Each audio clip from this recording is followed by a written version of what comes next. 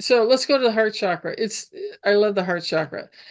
It has a green color that it runs. But when and this is important again, if there's a pink color, okay, that means that the root chakra and the crown chakra, because the root's red and the crown is white, and when you put red and white together, what do you get? Pink, right? Yeah. That's involving your two most major chakras. And you're going, okay, there's something a lot more wrong here, or it's out of phase, or it's something big is going on rather than just the heart and the green color. So you can always ask your pendulum, is the color pink or green? And if it says pink, then you know that you've got a far more complex issue going on, and there's other places that you've got to check in the crown and the root. So many times, I don't know, maybe I just draw these people. So many times when they have this pink energy in their heart, and the crown and the root chakra are involved, it's because they were not grounded. You can see why I just go crazy over this sometimes, is that if you're grounded, your root chakra is going to be happy, and so is your crown, and the whole body's going to be happy, and you're going to be healthier as a result. But there's another reason to do that initial grounding technique. Stay in your body. You'll get green color coming out of your heart chakra. I know it's going to be happy, less varicose veins, less problems with the circulatory system and whatever else. The cardiovascular system rules the heart, and the heart is a muscle.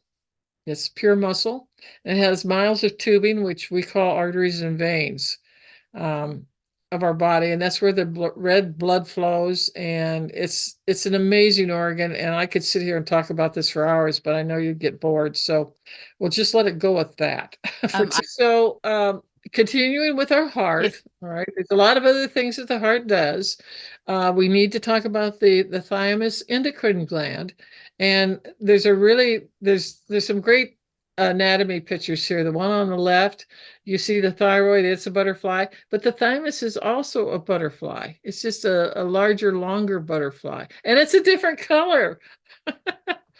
And interestingly enough, if you look at the center graphic here, the chest anatomy organs, you can see that the thymus literally sits between the two lobes of the lung, on the bronchial tube before it and even where it splits off into two bronchi into the right and left lung, and how big it can be. And so that's that's really cool. I was just thinking two butterflies, and it's like they go through a caterpillar process, where they're eating and eating, and then they make a cocoon, and then they come out of it. And the thymus really does emulate that symbolically. And it's like, I keep wondering, because I know the thymus, even in older people, can be strong and vibrant and healthy, and they're healthy, and their immune systems are better. That it's about people going through the different stages, from the worm to the cocoon to the butterfly, and that in our older age, we're all supposed to become butterflies. Anyway, that's kind of symbolic. Uh, Now it's I've already talked about that, so we can just kind of skip the rest of that. Okay, the throat chakra. The throat chakra has a blue color, and the thyroid is the endocrine gland. The parathyroid gland is not. Don't mix them up. And the fifth chakra, it's the fifth chakra of the body, and it rules everything in our neck, front and back. Doesn't matter. Okay, even under here. Okay, under our chin and moving back, that is considered part of the neck. Just to let you know. Physically, the thyroid produces hormones that deal with and regulate our metabolism, our growth, and our development. And the parathyroid gland is not a gland, and I said it regulates calcium and phosphate levels in our bloodstream. and is also connected with the lymph nodes and the immune system. There was on the spinal column, I said each vertebrae has two nerves called the motor and sensory system. This is really, really important. And this is why I brought in the spinal column. It was for more than just showing you where the chakras are going to have a play with either, the cervicals or the dorsal or, the thoracic or whatever. There's another thing here that's really vitally important. And the thing is that if we just look at any one of these vertebrae, if we just take the top vertebrae here, okay, which is called C1, on either side, you'll see a red, vein. And then next to it, you'll see a couple of blue arteries, smaller ones, but the yellow ones, that's what you want to look at. And the yellow ones, one on one side, and I believe the motor's on, let's see, am I doing that right? It's on the left and the sensory is on the right. I could be wrong about that. Eugenia, do you remember? I don't, but I'm really quickly going to Google it. Oh, okay. Well, what I can tell you is the motor nerves are important because we're able to move, to actually walk and run and move our hands and fingers and everything like that. That's what motor. Sensory nerve conduction velocities are higher on the left than the right hand, and motor conduction is faster on the right hand than the left hand. Okay, I got to mix up then. So the sensory's on the left, the motor's on the right. Thank you. Right, yeah. We'll get through this. There's a PubMed article, just the first little line, so hopefully that's right. Okay, so the sensory nerves is how we can feel things, with our hands, or we can feel the sunlight on our skin, and also, it has to do with our smell, our taste, everything that's sensory or feeling is in that particular nerve. And these sensory and motor nerves each run through each little vertebrae. There's a hole in the cervical or in the spinal vertebrae, and they go right through it. And boy, if one of those gets hurt, it is pain. It's horrible. So, but I wanted you to be aware of that. And this center graphic I have here, it says anatomy of the cervical lymph nodes.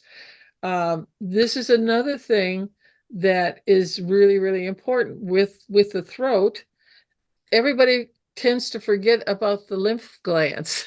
We have so many of them right here from our ears. It starts about right here in our ears and it comes down all the way down. There's a plethora of them. And that's just amazing.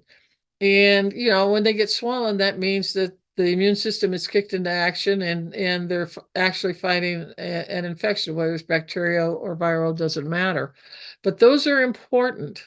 And then on the right here on this graphic, I just put this in because you could see the butterfly glands, the thyroid and the thymus. You'll never forget it. I had some great anatomy teachers in college. They were funnier than hell. But we remembered things. We remembered them.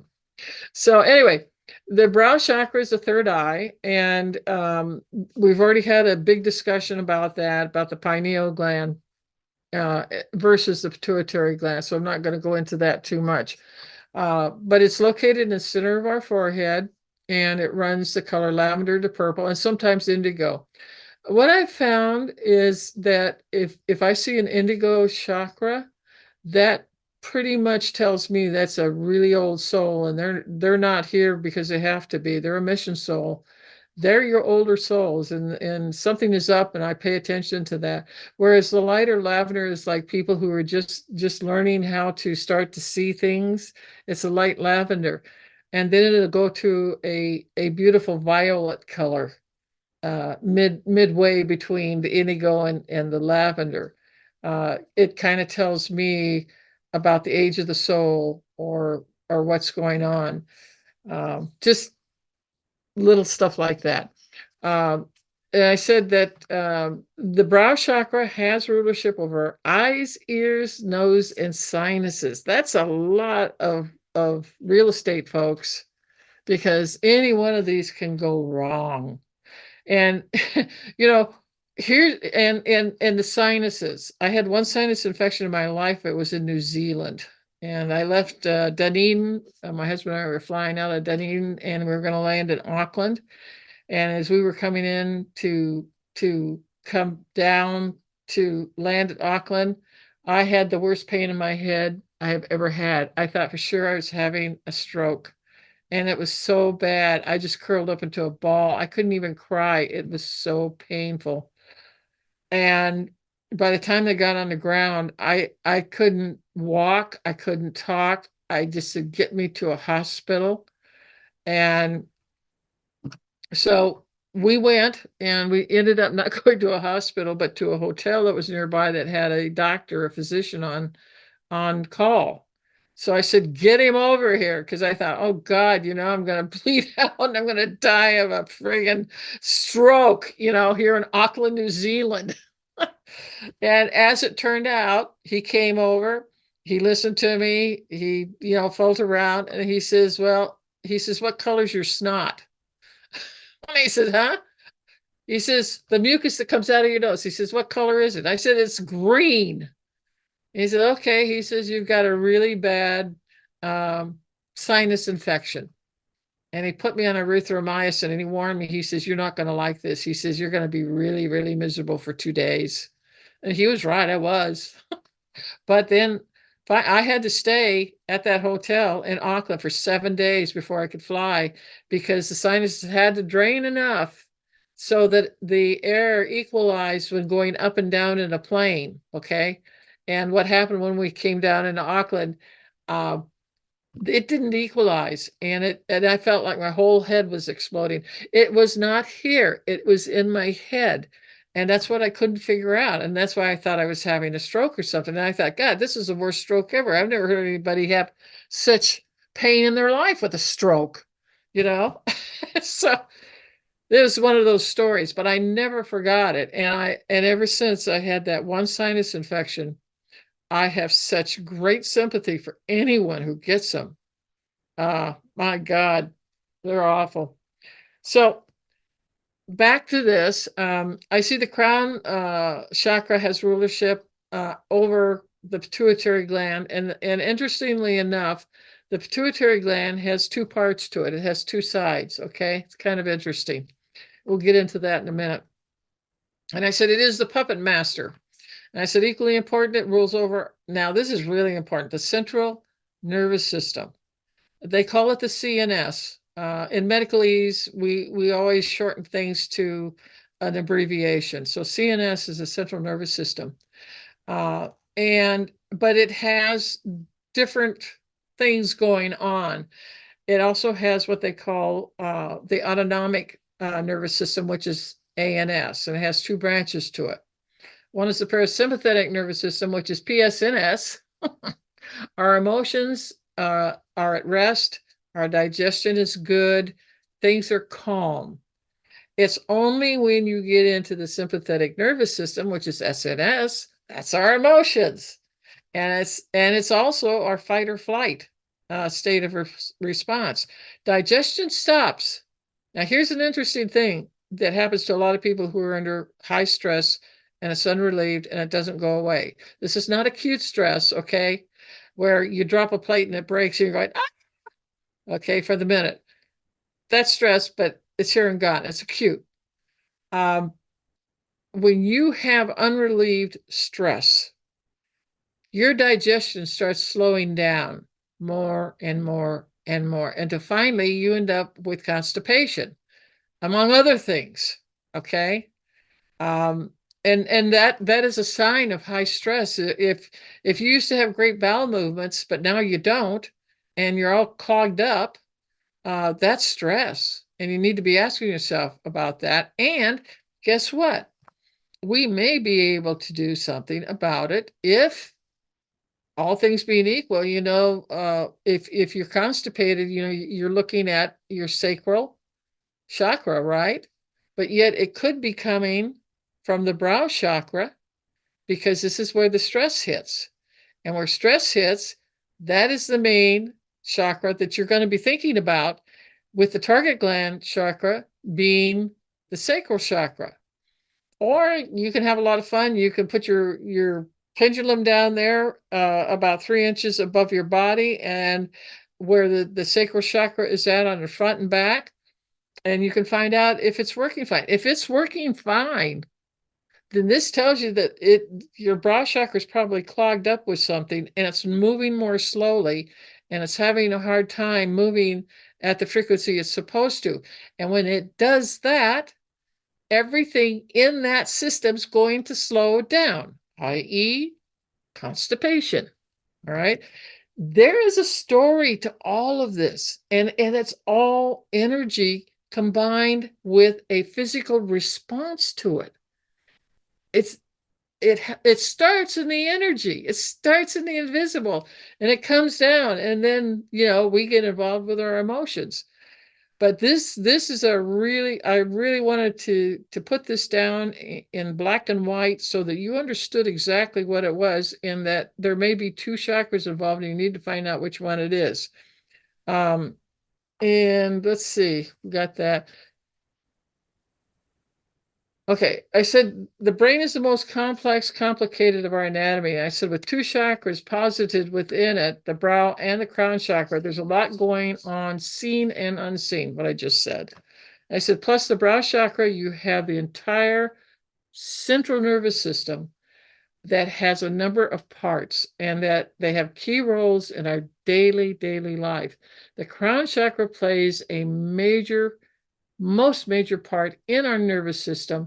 And by the way, the catheric template that I've talked about that is ruled over and part of the crown chakra, the brow chakra is also tied into it with more than just the chakras. I haven't figured that out yet, but I've seen it. But I don't know what I'm looking at yet enough to say something that's reliable. So the brow chakra duty, it's our eyes, it's our ears, it's our sinuses, it's our nose. I mean, it's a huge area, and it's very easy for someone, who's, probably never seen a pendulum before. All right. And you're going to start to learn how to use one tonight, and we're going to get into this. All right. And Eugenia is going to be my girl is going to do it. Guinea pig. She's going to show you how. Yours look really interesting, Eileen. I've never seen one like that before. Oh, yeah. Well, there's a bunch of things I can tell you about pendulums, and I will. But I want people to understand that it is the unseen anatomy that we have, that's part and parcel of us, that keeps our physical body alive and working well. And if it isn't, then we can go to the chakras. See, here's the thing where homeopathy comes in, okay? This is for all homeopaths, and I dare you to try it. I just, dare you to try it. Haven't you ever wondered why a well-prescribed remedy only works for maybe a week or two, and it should be lasting longer? And or they take the remedy and only part of the symptoms are taken care of, but not the others, which are also a part of that same symptom picture. And you go, what's going on here?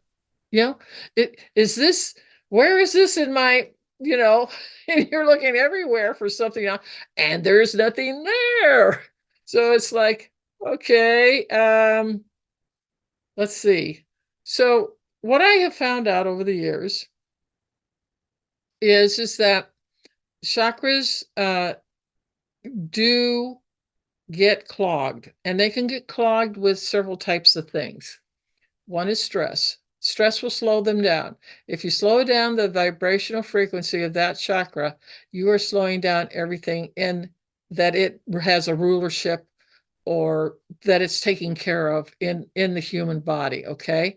And it's going to affect you spiritually, mentally, physically, emotionally. You never know.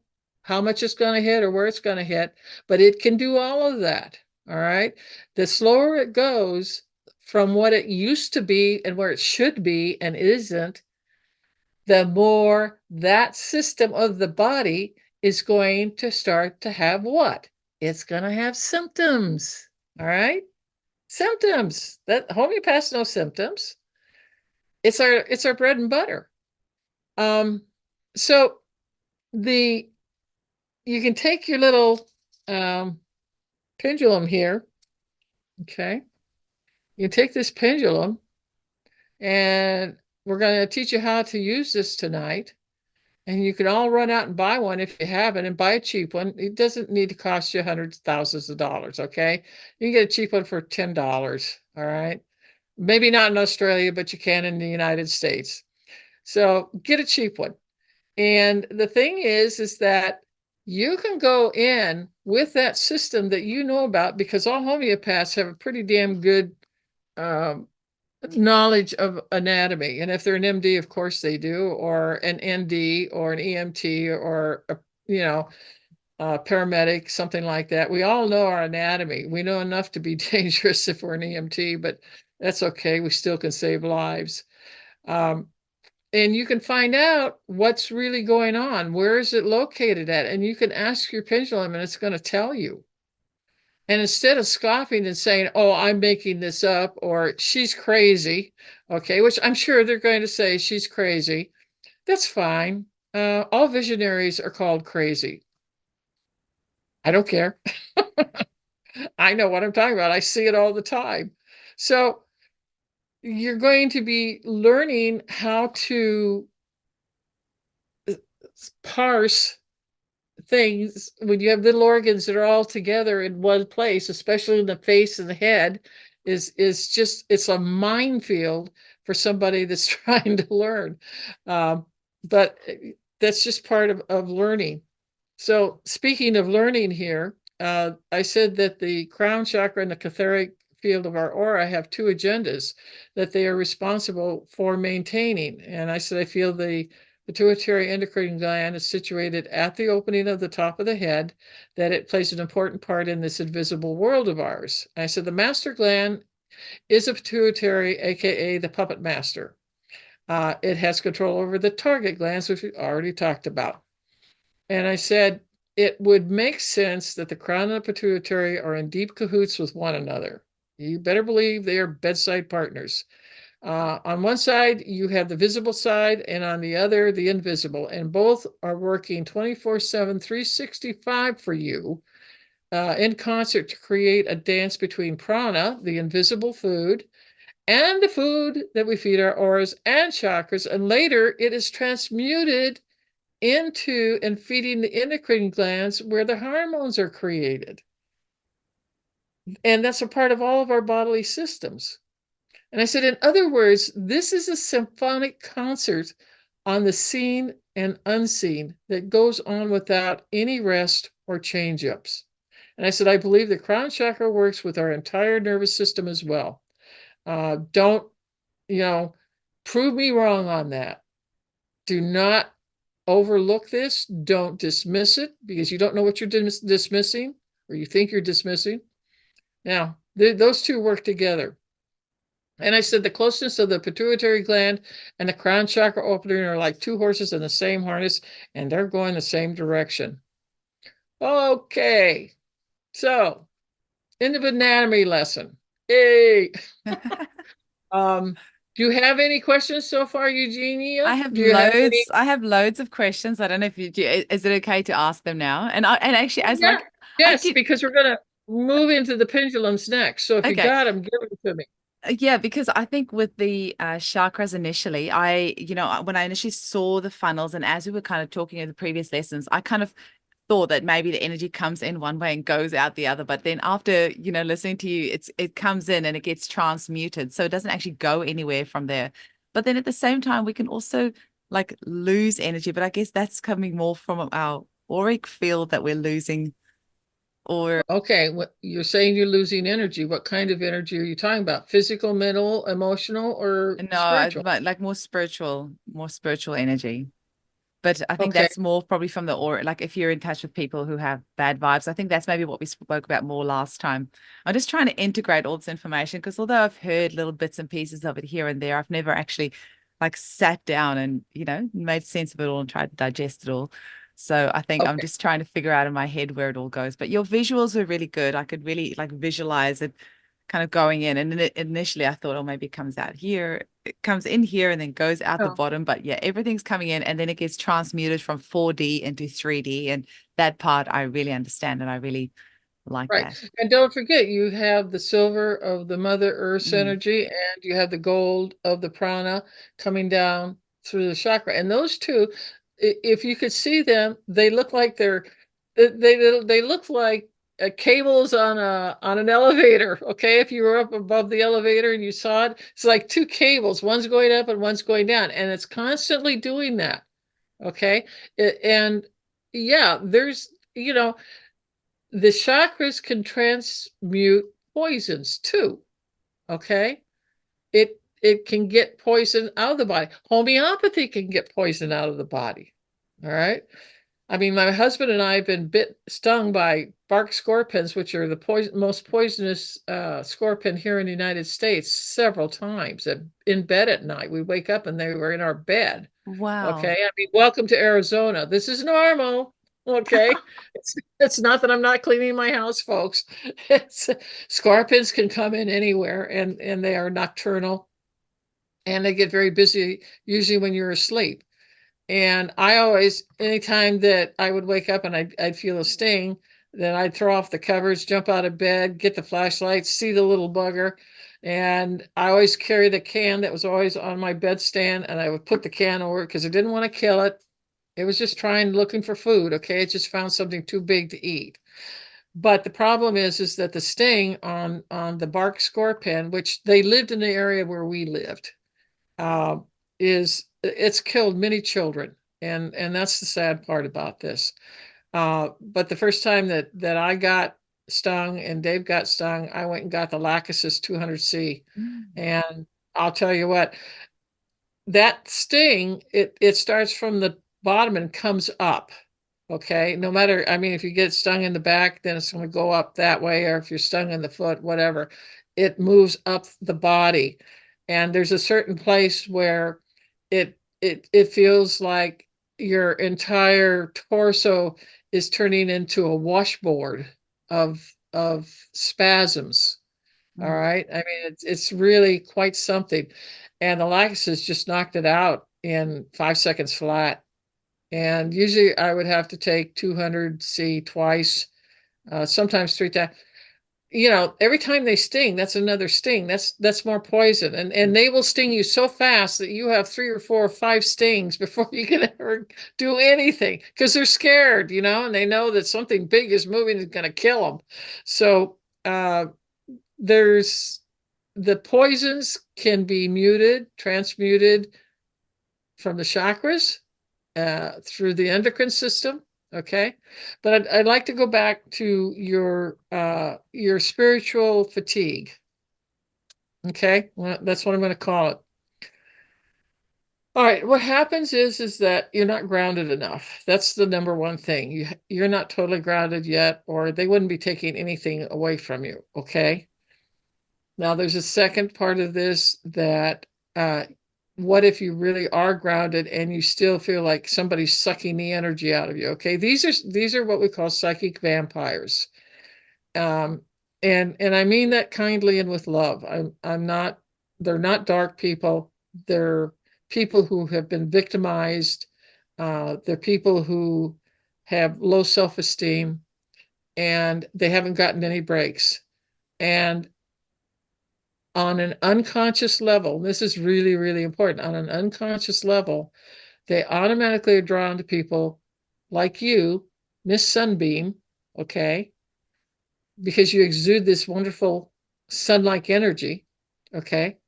They want to be around you to suck energy out of your aura because they don't have enough to keep walking with. It's that bad for them sometimes. But that's not in the cosmic laws don't like that. Okay, that's not the way it's supposed to work. the victim, okay, or the person who is low on energy, I'm sure is not grounded. That's number one. If you can get grounded, you're going to mute at least, I would say, 50 to 75% of somebody taking energy out of your auric fields, okay? Because this happens all the time.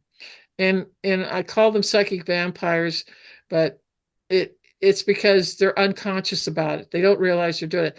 It's the weak that hang around with the strong. And if you want to, I mean, an overblown symbology about it, the weak are always going to be drawn to the strong because they don't realize that they're like a big gasoline hose. And I have literally seen the hose come out of their aura field and go dip into the other person's field, and you can see the pulsation of the energy they're taking from the sunbeam to give to themselves. And they can suck you dry in 5 to 10 minutes. I am not joking. You can be so tired you can barely put one foot in front of the other, or you feel like you have to go take a nap or you're going to die. That's being a little over the top, but you're really tired. And the way that you recoup is that you sleep at night. When we sleep at night, we re-energize, and all of the chakras and everything are just, plumping up the fields where they should be as much as they can, understanding we're imperfect, so there's going to be some imperfection out there too. But you're going to wake up in the morning and you'll feel fine, and you'll feel like you're back to your old energy. I mean, if you really get hit by somebody, it might take you a day or two. Okay. So there's that. And that comes from the root chakra. Okay. That's a root chakra issue. It means that you are not bringing up Mother Earth energy. And of course, if you're grounded, you can start getting more of her energy into you and plumping up and strengthening those fields like they should be, and you'll have a lot more energy. And again, this goes back to getting grounded. It's just it's just an amazing thing, and it takes time. Okay. Now, I have another one. I have another little way to stop this before it starts. Are you familiar with black tourmaline? It I've heard is of it. a gemstone. You've heard of the tourmaline family, like watermelon tourmaline or indicolite, which is blue, or green tourmaline. There's some orange tourmaline, I believe, in China. Anyway, black tourmaline, nobody wants it because it's black, and it looks very nice when it's polished. It's beautiful, but most people don't like black because it's opaque.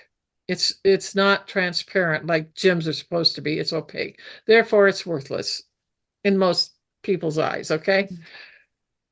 The thing is, I just finished a for my gem mystic in YouTube for the gems and the healing of it. um I will send you a copy of it now. It's raw. It hasn't been edited, so I don't scream, but it will give you a lot of information that you need on this. If people like yourself would only buy two tumbled black tourmaline stones that are about this large, okay? And they're tumbled, which means they're going to be smooth, okay? So they're not going to rip into your clothes or anything like that. You put one in each pocket. Don't put them in your bra.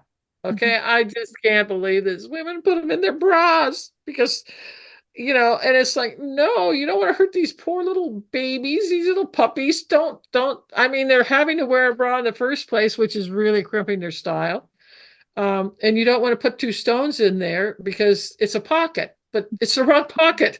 I want these in your jeans or your slacks or something like that. And I have women who will buy two little fabric pouches, and they will put them with safety pins on their waist and under their blouse or jacket or whatever they're wearing, and you won't even see them there. But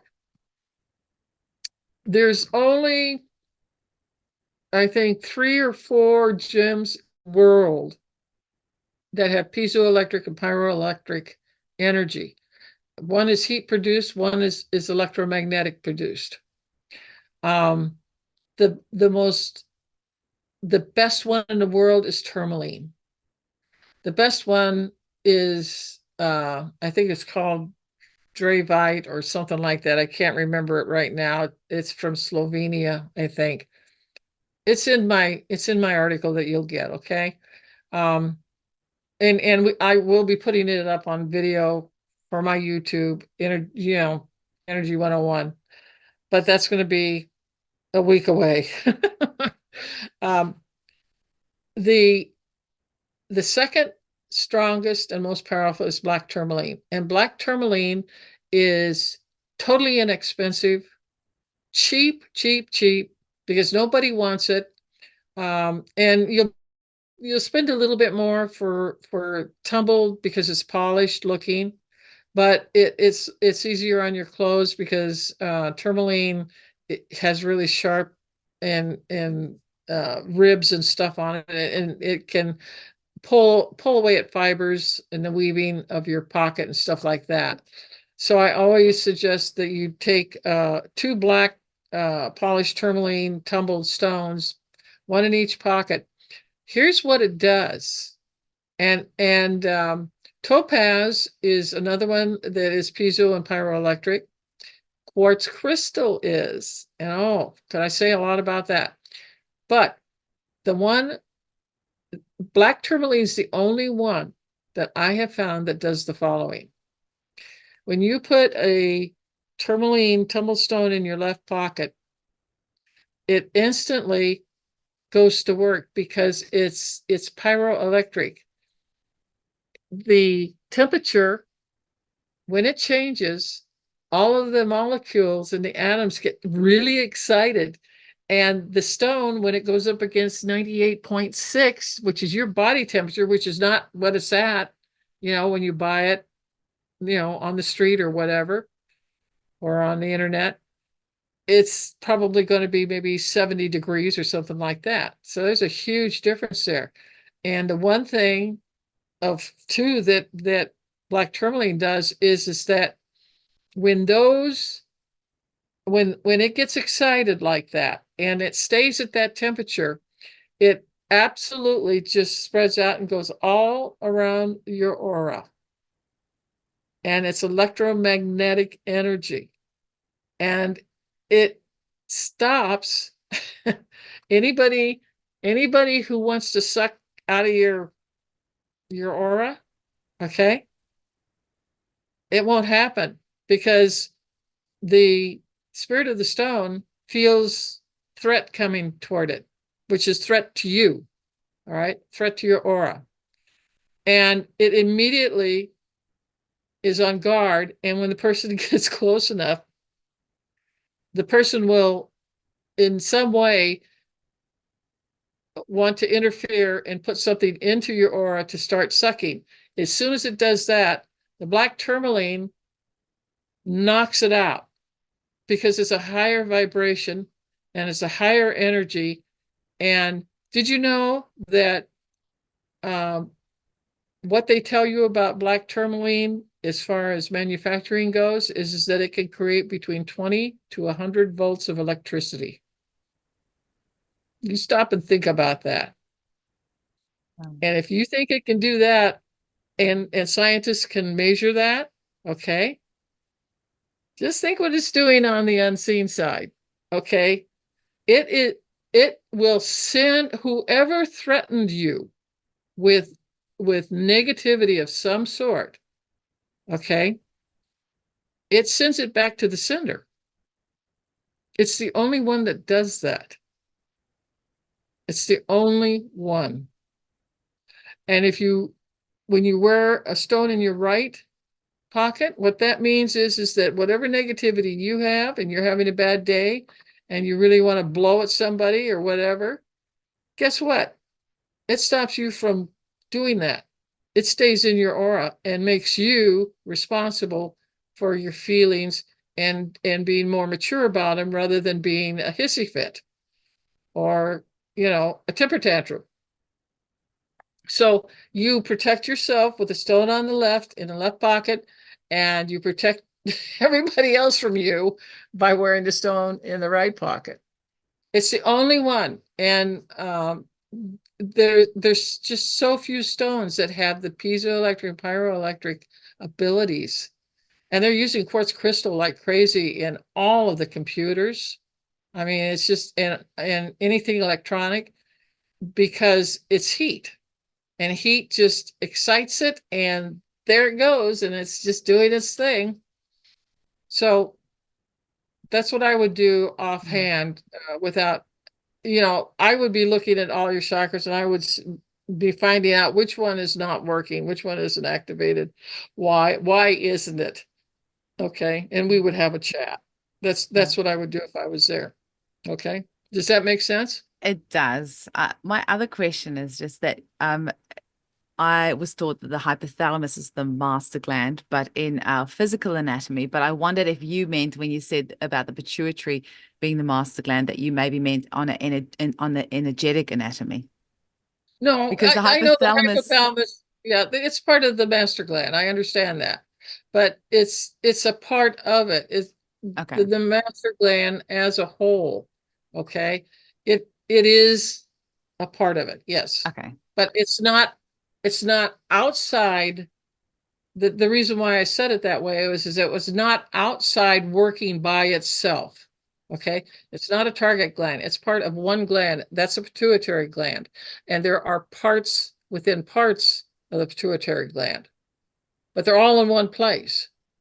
Okay. So yeah, but nobody says the hypothalamus unless they've got a hypothalamus problem. They're always saying the pituitary, and I'm not going to get in the weeds on this because people won't know what we're talking about. No, I thought that was the case because I just often use the remedy made from hypothalamus in my clinic for clients who have issues with overeating or with addiction or Right. chronic fatigue, and Yeah. autism is one I use it in a lot. And so, and I always explain to them the hypothalamus is the master gland and it checks in your body, do you need to pee? And then it'll say, yep, go to the pee, or it'll check your hormone levels and it'll tell the pituitary to then go tell the thyroid to make more hormones. So when you were saying that, I was thinking, I think you probably made it in a slightly different Yeah, way. no, So, I meant it that it's part of it's one of the parts of uh, the pituitary gland in general. I mean, mm, you can't divide, you can't take the hypothalamus out by itself and it's going to go work by itself. If it gotcha. was supposed to, it would have, Yeah. right? No, it's part of a den of different hormonal functions that are in there. I knew you'd Okay. have an explanation for it. Was just seeing that in my head, and I'm looking forward to asking. Well, I The don't want the others to think that, exactly. it's like, no, no. Yes, Uh, it's in there. It One works. more Let it go burning at that. question is I'm sure there's some sort of metaphysical relevance to the fact that the male testes is in the root chakra and the female ovaries in the sacral chakra. I don't know if that's a yin or a yang type thing that's, just balancing it out, but is there something, do you think, metaphysically that is relevant to it being in two different chakras? Well, no, I think it's perfect that it's two different chakras. The man can only do one thing. The woman can birth 10 children. Why would they be of the same chakra? Why would they be the same endocrine gland? It makes no sense at all. No, they have to be separated, right? You only make one kid at a time. Women can produce and reproduce and reproduce. Sacral is about creation, okay? Root is not. All Okay. right. Root is the tribe. Okay. You have nothing to say. You cannot think for yourself. You cannot speak for yourself. I will speak for you. I will think for you. Okay. It's authoritarian as hell. But when you get into the sacral, you get into this wondrous creativity where everything bursts. Everything. That's the woman. The man, he's got one shot. That's it. We even can have 5, 7, or 8, orgasms. Can they? No. Why? Because he's in the root chakra, which means one, and she's in the sacral, which means creation of as many as you want. Right? Amazing. Well, stop and think about it. If you understand the underpinnings of a chakra, and its personality, okay, because every group has this personality, good, bad, and indifferent. The the root is just about being grounded. That's his amazing ability, because it's literally like the crown. The crown is bringing in that gold energy of the prana. This is bringing in Mother Earth's red energy, which is infusing us with life. So the root is nothing to sneeze at. It just has one thing that it does, and it does it very well. The sacral chakra, oh my God, it's like having 10 puppies in a room, and they're all going all different ways. Okay. And that's the energy that's there. It's for creation. It's for birthing ideas, and they can be baby ideas, where there's a physical thing. It can be, you could be a painter and paint paints, pictures. Hell, I've written 245 books as an author. My sacral is really running good. Amazing. Okay. I mean, I have birthed a lot of books, okay? But it is a place where you start growing into your own, that you have a mind that thinks the way you do, not what somebody in the root chakra told you to do. Okay? And partnerships is part of the sacral area. You have a partnership if you have a baby, right? There's a partnership there. How do you get along? And it's learning how to get along. Or you marry somebody, and and do you get along, and you learn how to compromise, hopefully, and and you grow as two people, or you get a divorce. I mean, there's not too many stupid women around. They know when to leave if things can't be, a balance of harmony. And then that's another thing about the sacral chakra is that it loves harmony. It wants to get along with everybody, right? And if they don't, then there's a terrible war. And there's a war with the person themselves, and the war with the partner. So anyway, we're getting off track here. So what we're going to do in the next part of this is that it's called pendulum know-how. And I said, there's a good reason why I went through the 7 chakras. I said, now you're going to learn how to use a pendulum and check out the spin on some of them. Are you game? I said, let's go look at some types of pendulums that are out there. And I said, working with a pendulum is known as dowsing. And I said, historically, a person would find a long tree branch with a Y, okay? And he or she would hold the 2 limbs in their hands, and the single one would point out and quiver, or you'd feel an energy coming up your hands and into your arms, or the point would suddenly point down, indicating it had found water, if that is what you were looking for. And I said, it has been used by humans to find water for thousands of years. Okay. So the next part will be about pendulums. Amazing. Thank you so much, Eileen. I'll chat with you very soon.